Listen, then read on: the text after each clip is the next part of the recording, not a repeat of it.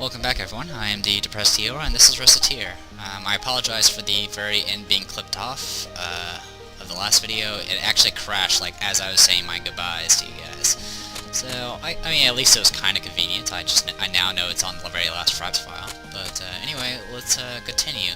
I will say that, the interesting part about the Recettear game is the company that made the game made two other games before it. They made Chantalise, A Tale of Two Sisters, and Duo Princess, which was Duo Princess was a two-player action game, and Chantalise was a kind of a action-adventure type game. The weird part, though, is the games came out in Japan, you know, way before it came out here, but the translation of these games has been, and localization has been done backwards. Recettear came out first here and on Steam, followed by Chantalise, and I don't know if they'll ever do Duo Princess. So that's just some kind of interesting little trivia for you. Anyway, let's go and load game. And we're on day 2. As you can see, Tyr doesn't really do any selling or anything. She just gives you advice and all that stuff, and she dusts. Also, you can talk to her if I... Why am I using a keyboard? Let's use the control pad. There we go. Hi. There we go. You can talk to her. Alright, here's the store atmosphere. I mentioned this before. Depending on what sort of, like, counters, floors, wallpaper, and what sort of display items you have, affects this atmosphere thing. And having them at certain levels attracts certain customers. It's generally a good idea to not go too far in the extremes on any section. Like, if you want your place to be dark and plain, you don't want it to be all the way here. You want to be, like, somewhere in the middle. That's usually a better idea, because if you have it all the way out here, you really limit the amount of customers you can get. The other thing that decides what customers will show up, if any, is what time of day it is. If it's very early morning, it might be a little bit limited, and you might get probably, like, maybe adults and children, while at night you'll probably only get, you know, adults and stuff like that. It also affects certain characters that we meet later on, and so forth. Also, to get certain events, you might have to set your atmosphere to a certain level in order to get someone to show up to activate the event. But that's about it. Merchant level. Okay. It only it shows all the levels. I believe there's up to 50. There's new abilities that you get. Right now, all we got is starting level. Can't do anything. But as you gain levels, you can actually at level 2 you get the ability to buy items from customers, which can be useful because you can buy them for much cheaper than you can get them from the guild house and stuff, and then resell them. Can take order items. This is a special thing that allows you to a customer will show up and instead of buying something, they'll say, "Hey, I want 2 pieces of armor within 3 days." And what you do is you open the store in 3 days on that 3rd day, and give them if you give them then you show them the pieces of armor and sell all of those items together as one big sell. It's pretty useful. It can get you some good money. It's also a good way to get certain pieces of equipment to adventurers that you tend on using, which we'll learn more about adventurers later. More items. At this level, you can find more items in the guild. Fusion ranks. This will allow you to actually fuse items together to make new items. There's various recipes. Change wallpaper. As I mentioned, wallpaper affects atmosphere. Advanced orders. Give you a general order you must fill. Oh, okay. I guess this is just bigger orders of different items. Change floor. You can actually change the floor. Oh yeah, you can change the floor and carpets as well, and that affects atmosphere. Change carpets, and then the rest we'll learn about later. Okay. You can go over any tutorials in Tyr's lectures. Right now we only have the selling lecture because we've only done the selling stuff. But she'll give us more lectures as we get more merchant levels. Alright. Let's go outside. As you can see, we have access to... The pub is not open in the mornings, but it's open at dusk and at night. Also, some places will close, like the chapel and like all the guilds and stuff will probably close at night as well, so you're kind of limited on what you can do at night. And the Adventurers Guild is usually open. As you can see, it says how much time it will eat up if you go to a certain place. Going to the Adventurers Guild and going to a dungeon eats up 2 periods of time, so it pretty much eats up half your day. You can only generally go to a dungeon once per day if you try to time it right. Other things to note, right now, if I go back into Recettear, I will not use up any time. If I go to the town square, it'll eat up one, sorry, it says it's not going to eat up any time. That is kind of a lie, I think. I'm pretty sure it's a lie. But anyway, what will happen is, if you go to like the town square and then head back to Recettear, you'll eat up 1 time. But if you do something like, I go to the town, the chapel, the market, and then the Merchant's Guild, and then head back, you'll still eat up 1 unit at a time. So it's a good idea, if you're going to do something out in town, go ahead and trigger as many events as you can, since you're going to be using up a unit of time anyway. Let's go ahead and go to the Adventurers Guild, because I did say I was going to do some adventuring to show it off. I might not do a lot of it on the initial playthrough, but to unlock the stuff in like free mode and stuff like that, I'm definitely going to be doing a lot of adventuring. Alright, let's go ahead and do this. Say, what's this place? This is the Adventurers Guild. The guild manages expeditions to various untamed wilderness areas or abandoned ruins to the city. The areas are commonly referred to as dungeons. Without approval, adventurers cannot visit the dungeons. Nuts, so we can't just go into a dungeon and pick everything up, everything we see. If we could do that, we could sell everything we get at 100% profit. It is still a very good idea. A great many people have made fortunes that way. If you wish to do so, however, we must first hire an adventurer. Hire? Can I just pick anybody? The truth of the matter is a bit more complicated. Even if you pay them, few adventurers are willing to risk their lives, simply for the benefit of a complete stranger. Oh, so they turn away people they don't know very well. Indeed, you should first get to know a few adventurers and build up a certain level of trust with them. If all goes well, they will give you a symbol of their guild membership. This usually takes the form of a card. With that in hand, we can bring an adventurer with us. So it's like they're inviting us to a dinner party. Well, dinner parties usually do not include blood-mad beasts attempting to rip you limb from limb. But the analogy does work, somewhat. Right, so first I need to meet an adventurer, which for us should not be that difficult, yes? After all, we run an item shop, so we should get a few coming in as clients on a fairly regular basis. Oh yeah, well then, I'll do my best to get a dinner invitation. Indeed, just be careful that recette is not on the menu. Huh? Something wrong? Well, that guy over there. Listen to me. If I can't work, I can't get money. And if I can't get money, I can't get the items. And if I can't get the items, apparently I can't work. Ugh. Heaven, even if I had a few things, I could at least visit the Hall of Trials. I wonder what's going on. He seems to be a rookie adventurer complaining about his inability to complete the required guild test. Test? Well, the guild hardly allows anyone in off the street.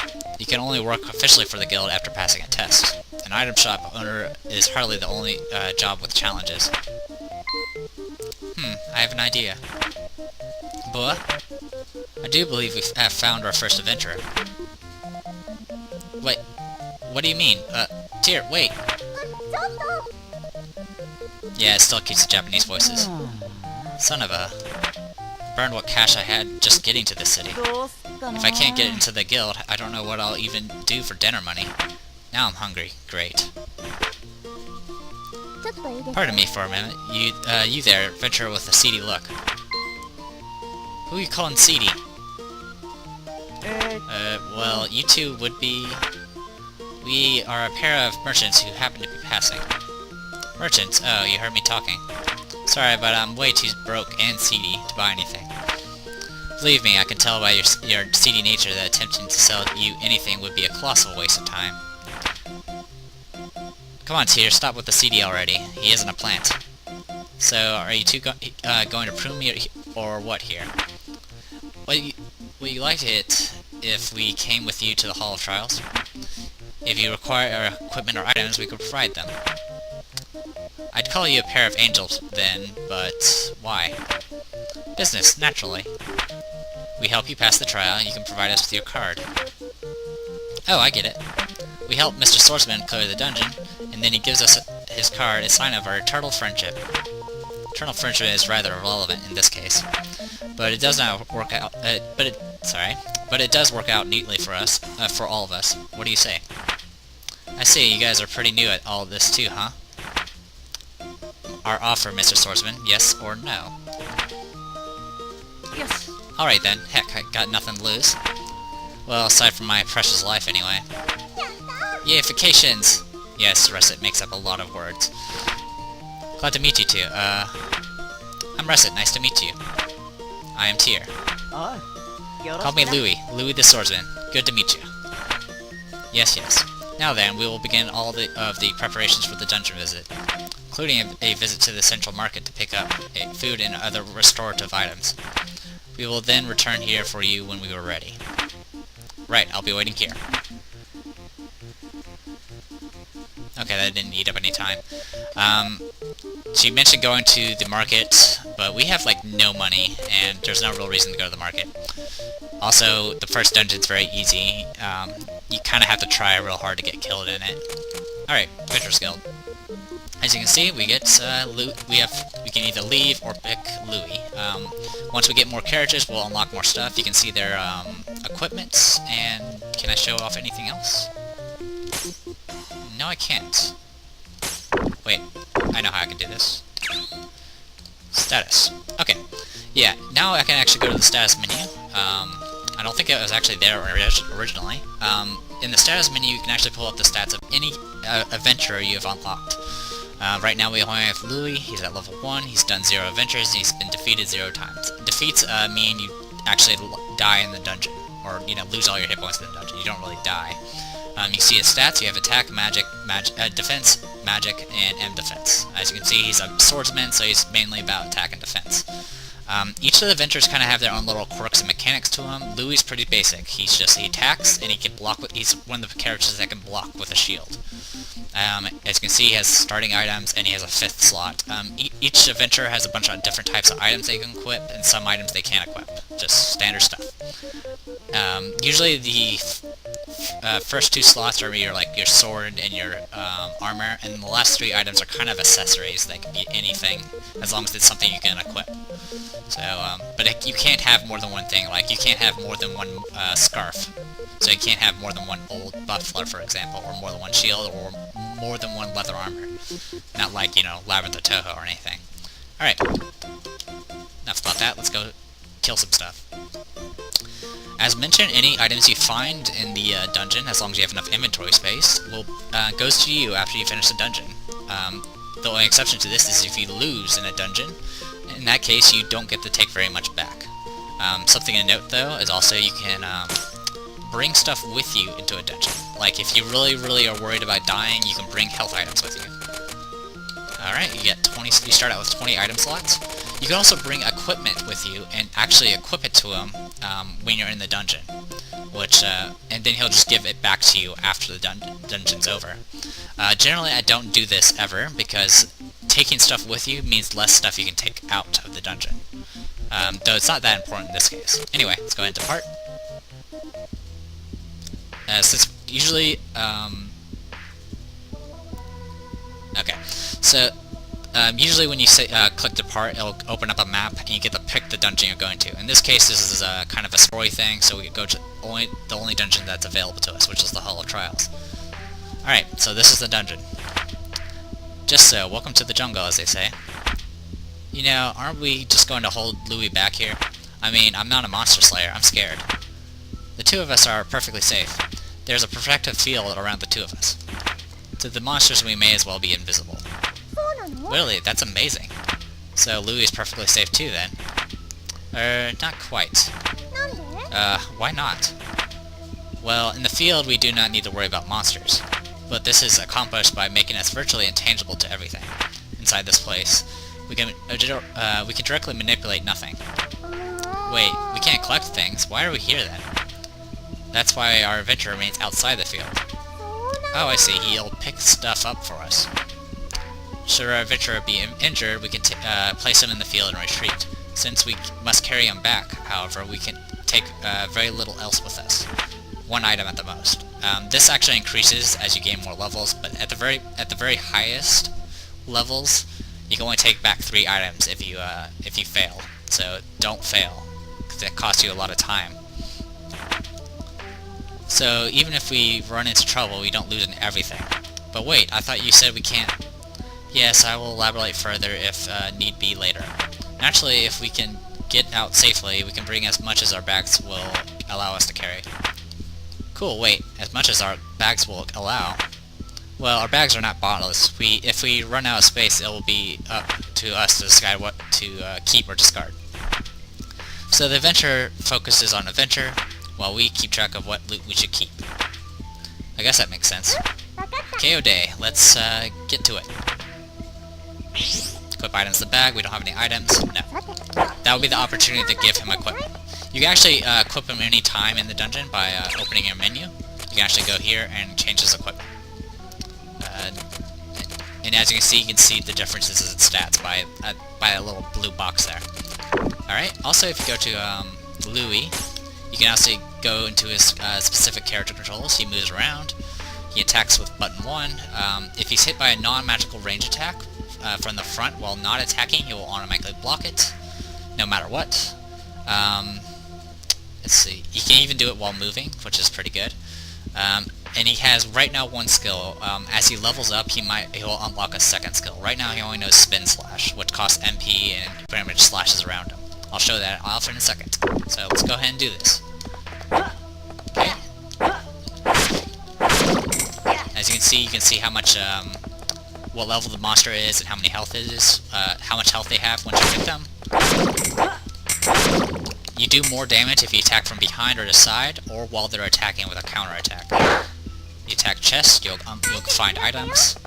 Also, the little jewels that come out of them, of the monsters, is experience. And if you look at Louie's portrait, there's an experience bar that loops around him. Every time he levels up, it's Diablo rules.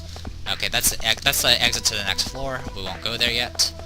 Every time you level up, it's Diablo rules, which means you go back to max HP and max SP. Okay, that was trapped. Now it's my Spin Slash, and I just leveled up. Alright, this person dropped candy, and then an ingredient. Ingredients start out unknown until you bring it back to the dungeon, out from the dungeon. There's exceptions to this. Once you get enough merchant levels, you will actually be able to identify items as you get them. But for right now, we don't know what items are, ingredients are when we initially find them. Now, if we identify an item, an ingredient, and find it again in a future dungeon, it will show it revealed.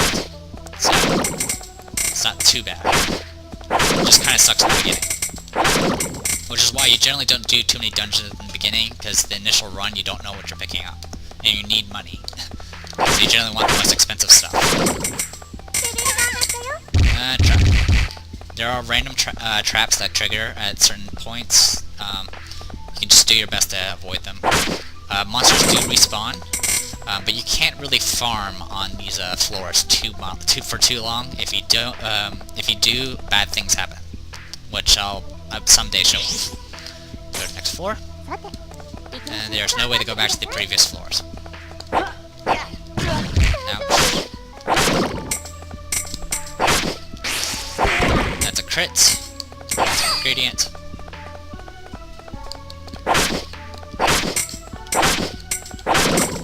Good thing about Louie as well is he has a very long, very wide swing. Ouch. So it's pretty easy to hit things around you. You also like stand diagonal to enemies. It's a pretty good way to avoid their attacks while still hitting them. Let's see, what else was I about to mention? Oh yeah, if you get hit, it knocks you back, which is kind of annoying. So getting hit really does disappoint you pretty badly. Okay, slime fluid, and a regular ingredient. Slime fluid is also an ingredient, but I guess it's so low that they didn't bother making it unidentified. Okay, close. Kind of a poor beginning to this. Clothes is probably the worst thing, one of the cheapest items you can find in these chests. It's not too bad. Oh, there you go. This, they dropped a worn sword and slime fluid, +1. Ingredients will actually have pluses to them, and those pluses are applied to whatever you make with those ingredients. So if you get a, I don't know, just like a +5 ingredient, and then like another +5 ingredient, and combine them to make like a dagger, there's a good chance it'll be like +5 or +10 or something like that, which definitely helps the stats of an item. Whew. Explaining a lot here in these past few videos. Things will go a lot faster once I souvenir charm. Okay, that's a accessory. If I go to my menu here, I can actually go to the equipment.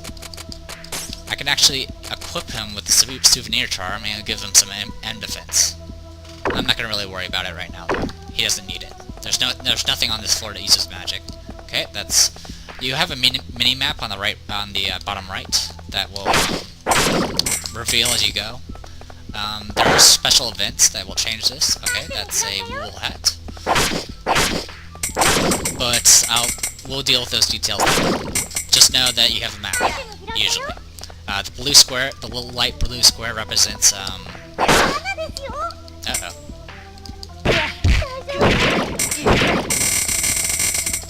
There we go. Louie doesn't have a lot of SP, or MP, so you can't really use his moves too much. I'm already practicing out of SP. Anyway, light blue squares represents stairs to the next floor, X's represent chest, red dots represent enemies, white dot is you on the map. Easy enough to explain. Alright, keep going. You do level up pretty quickly in this game, as long as you don't die. And you definitely want to level up as much as possible with any of your characters that you intend on using. Ouch. Those guys tend to like thrust at you or throw rocks, so it's best not to stand in their way. I'm generally killing everything for experience and chances of dropping items.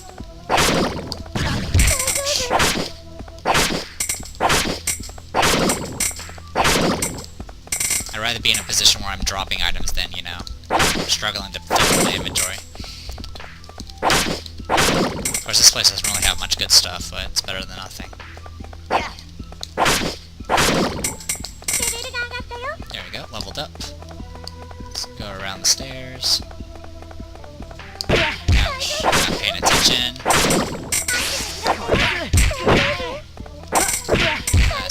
It's been a long time since I've played this. Next floor. Generally, everything is divided into... Oh, there's stairs to the next floor. Generally, sections of dungeons are generally divided up on 5s. In other words, the 5th floor is generally a boss floor, or at least a floor that has stairs, or an exit.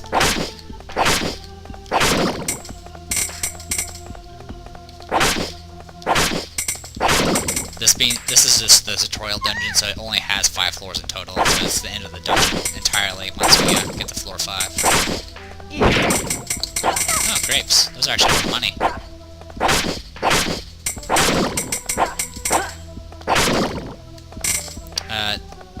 Enemy types do matter as far as drops are concerned.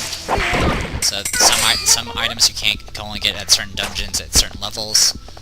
You know, usual grinding drops and stuff. But you definitely don't need to grind for drops as far as completing the game. It's more for like doing the extra stuff. That's mainly just to get, you know, all the items in the game, or, you know, getting the best gear for your characters. Oh, chocolate.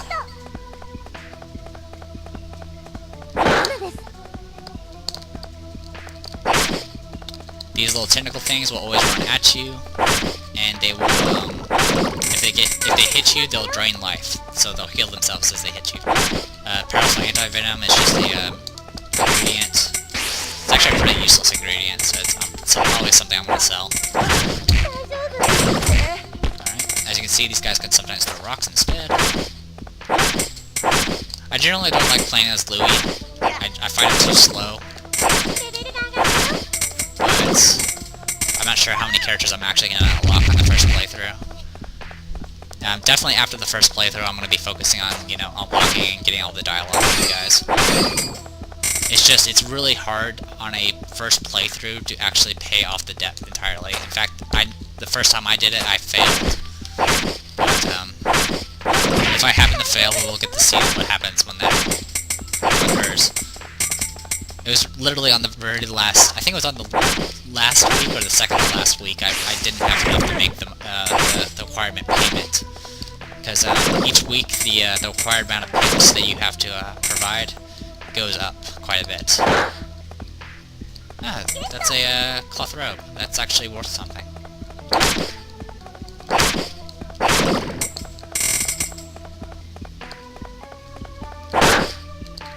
Wow, we have a full inventory? Really? Can't care anymore. Alright, let's go to our inventory. As mentioned, it's up to us to decide what to get rid of, what to keep. You can actually see the prices of items, like that cloth robe I mentioned. It's 1,000 base price. 500. The identified ingredients, you of course don't know how much it's worth. The grapes are worth more than the freaking cloth robe. You can also pull up the stats of these items. Like, this is a consumable that restores 48 HP. And chocolate bars, the sweet items generally restore SP. And then the rest of the stuff restores HP, and some items do both. Okay, I'm just seeing what's the cheapest. I'm pretty sure it's the, okay, it's between the slime fluid and the cloth, and then clothes. So I'm just going to drop a slime fluid, and then open this chest. The plus of the item does not affect the price, so don't worry, don't really worry about that. Okay, go to the next floor. Yes. And there you go, end of the dungeon.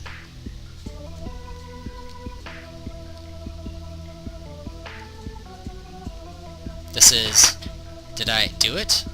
I did, didn't I? I did it! I've cleared the Hall of Trials. Oh, sweet mystery of life, now you'll give me money. Way to go, Louie. Recettear, this is all thanks to you. This is all well and good, but there is a treasure chest just ahead. It behooves us to investigate it thoroughly. Tyr, you really do like going for the money, don't you? What? I do not spout such foolishness. There is no need to treat me like I'm a flying ball of greed. Hey now. I love me some treasure too, don't worry, Tyr. I feel you on this. Really, you two completely misunderstand me.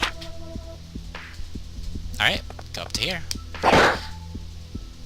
So, the contents of the chest. Ha, give me just a second here.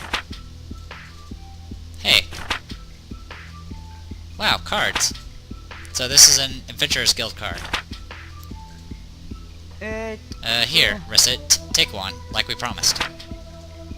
Oh yeah, okay. Well, you did promise to give us your card eventually. We are not so crass as to demand your very first card. You really should think about who you want to give your first... No, I want this. Recet, I beg you, please, take my very first card. I love to. Thanks, Louie. Awesome, I can't wait to adventure with you two some more. Murday, really now, young people. And there's a door. Hey Tyr, what was this thing that just showed up? Ah, yes, that. This is commonly referred to as a go-ho... What I am, a door of return, I mean. If you enter that door, you can return to town in an instant. This one has appeared because we have cleared the dungeon, but they are often encountered during normal exploration too. I believe they usually appear roughly every 5 levels or so, as I mentioned before. But wait, if we take this back to town when we were halfway in, don't we have to start all the way at the beginning again? Not at all. You can always head back to the floor that you had a door on it. In fact, if you do not use a door, you do have to restart. So it's generally a good idea to always take the checkpoint, at least on the first run. So if we find a door, we should always use it. Almost always. If we need to rest or unload, then we should use the door. Remember though, returning home takes time. Furthermore, leaving ends the current contract with our companion. Oh yeah, with the exception of this run, this initial, tutorial dungeon, it costs money to, you have to pay the adventurers. So it costs money to hire Louie, and the price is based off of, what level they are, pretty much. There are a few things that can reduce the price, though. And we would have to rehire him or choose a new one. If there's something specific in a dungeon that you desire, you can simply ignore the doors and press onward. Alright then, I think we have to go home now, though. Quite so. Oh, just to be sure, in the future, please try to avoid referring to this as going home, yes? Okay.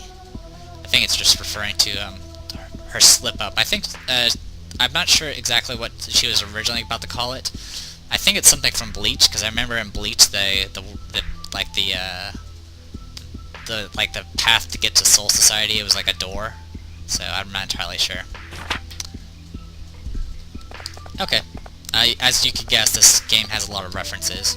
Open the door, return to town, and clear. And you get to see all the items you collected. Oh, it actually identified all the items too. I guess a lot of these were slime fluids. And a chestnut, which is just another material. So nothing too fancy. But we did get some good items like the cloth robe and the grapes. That's about it. At least enough to at least, get some stock. Okay. Alright. Now, if we head straight back, I believe we have 2 units of time to sell stuff. If we go to anywhere else, it will eat up a unit of time when we head back as well. So, I'm just going to head straight back to town. I think it's actually possible to take another dungeon if we really want to. But I don't think anything's been unlocked. So, I'm going to go ahead and just go back. Yeah, let's go ahead and go back to Recettear. Okay, yeah, we have 2 units of time. Let's go ahead and fill up our stock. We'll put... We're going to stick with cheaper items for the moment. Here, have some slime fluid. I'll hold on to the... Yeah, we'll hold on to this right now. Walnut bread. Candy. Sword. Try to sell all my cheap stuff first. Try to build up, some, reputation with people. Alright, let's go and open the store. Alright, you notice that a number of customers that came in, including Louie. Yes, adventurers are actually customers, and if you sell them gear, that is actually something they can equip and is better than what they have, they will equip it, and it becomes part of their actual gear sets. So that's the main way to equip mercenaries, or adventurers, is to get them into your store and sell them gear. Unfortunately, Louie is a cheapskate, so it's very hard to sell him stuff because he has no money. Anyway, hi there, what can I get for you? Actually, I'm not going to read this text. It's all just flavor text for these things, so I'm just going to sell stuff. Okay. The old man, you can actually probably pull off doing about 125 for your percent base price, but in this case, I'm just going to stick with 120, and hopefully that's good enough. There we go. And we got... You generally get automatic 10 XP if it's just a regular SO, plus whatever your chain is. Right now, it gave us plus 2. Okay. Sold some stuff. Old man again. He wants a sword. We're gonna go ahead and go... We'll go that much. That much. Reasonable enough. Awesome. As you can see, we just got a just combo of plus 4 instead of plus 2. That's how you... That's because I'm building a chain of sales in a row. Leather glove. This guy... I don't remember too much about him. I think you can do about 120, but I'm just gonna do 115 to be safe. Yep.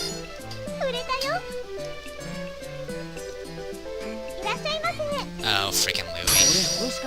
What? Okay, he's gonna buy his suit of armor. If it's something he can equip, it'll show his the difference in stats. This won't lower his defense, but increases M defense.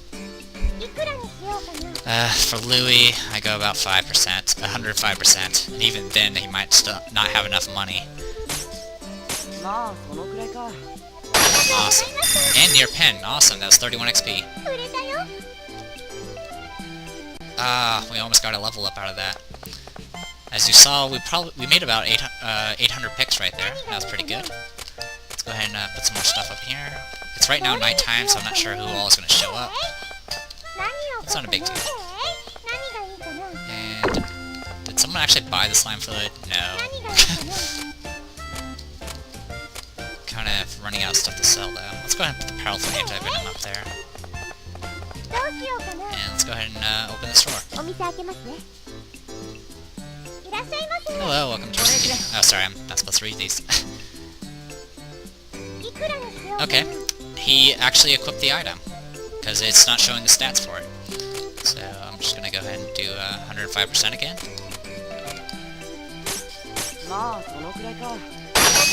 Near pen again, awesome. Also, the chain resets on each new opening of the store. So it's a good idea to try to get as many customers as possible, and then just chain sell them. There is a way to get a lot of customers, but that we won't be able to get that until later. Okay, we leveled up to 2. Oh, hi, welcome. Okay. I'm gonna go ahead and risk it. Awesome. Every little bit helps at the moment. And that's about everything. Alright, and then once the night's over, Tier will pretty much tally up everything. It'll tell you how much you've sold, bought, and found, and the total profits. We made 256 picks and profits. Remember, we started with 1,000 picks, and we bought a lot of stuff, so that's why it's so low. Okay, and now we're gonna have a new event. Let's go ahead and do this real quick. Recette, may I have a moment, please? Sure, what's up? Concerning the debt, I have a suggestion concerning its repayment. You do? Paying it all back at once is wholly beyond your means, so I recommend smaller weekly payments to slowly chip away at it. Wholly beyond? You know, you never told me how big Papa's debt is, exactly. She never really says what the total is. It is pretty high, I guess, for a very first playthrough. That is because you would faint if you found out. For now, it is a secret. I'd faint? As the store begins to build up steam, we will increase payment size. The repayment date nearest to the current date, along with the amount due, will be displayed on the calendar in the main menu. Please be sure to check it regularly. Okay, yeah, I'll keep an eye on it. Oh yeah, and there it goes. Well then, you seem to have developed a basic understanding of how to sell things to people and not drive them to burn the shop in anger. Yepperoni, easy as pie. Yepperoni, yep, there we go. Next word. Being a truly great store owner involves more than selling things, however. There are times when people will want to sell items to you as well. Really? I suspect we will begin to get such offers soon. But I already buy stuff from the guild and the market, so why should I worry about buying stuff from the customers? There is one major difference between a guild or market purchase and a purchase from an individual. Individuals do not have set prices. In other words, you can haggle as you do on selling. Haggle down, that is. Ooh, so I can get stuff really cheap. But that seems like it would be pretty hard. Fundamentally, buying and selling are not that different. The customer shows you an item they wish to sell, and then you set the price, and perhaps negotiate. Obviously, you wish to pay less than the base price of the item. Okay, so buy low, sell dear, right? Just so, that is the very core of a successful business. Now then, shall we practice? Fundamental procedure is the same as when selling. KO. Welcome to Recettear. Blah blah blah. Okay, longsword. Now, sometimes it can be kind of iffy about whether they're actually selling an item to you or not, so it's a good idea to read the text. Alright. Generally, the base of selling is supposed to be about 50%, and you can try to go a little bit lower than that, so we'll go 41.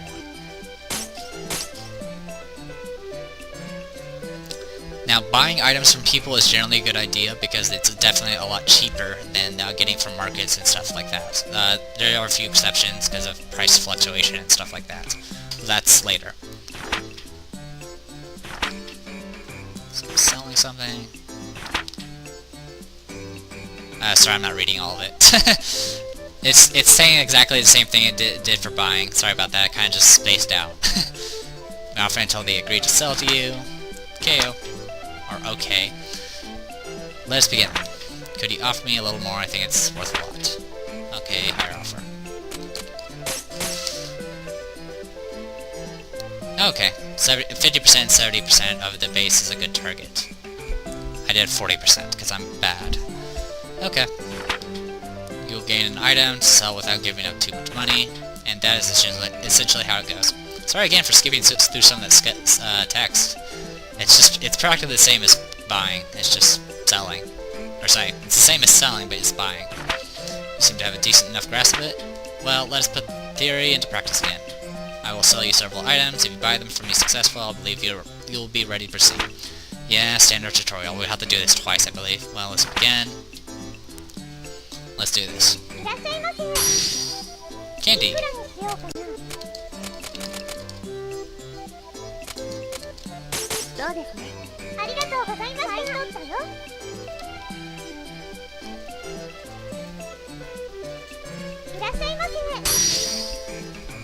Beef bowl.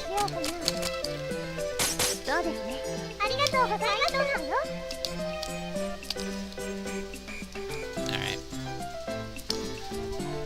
All she said in the end was, you know, talk to her if you need help. As you can see, now there's the buying lecture. Okay. I think that's about, we're good for right now. I think it's another 30 minutes again. So, when we come back, I will, see about doing more selling. We kind of, we have, we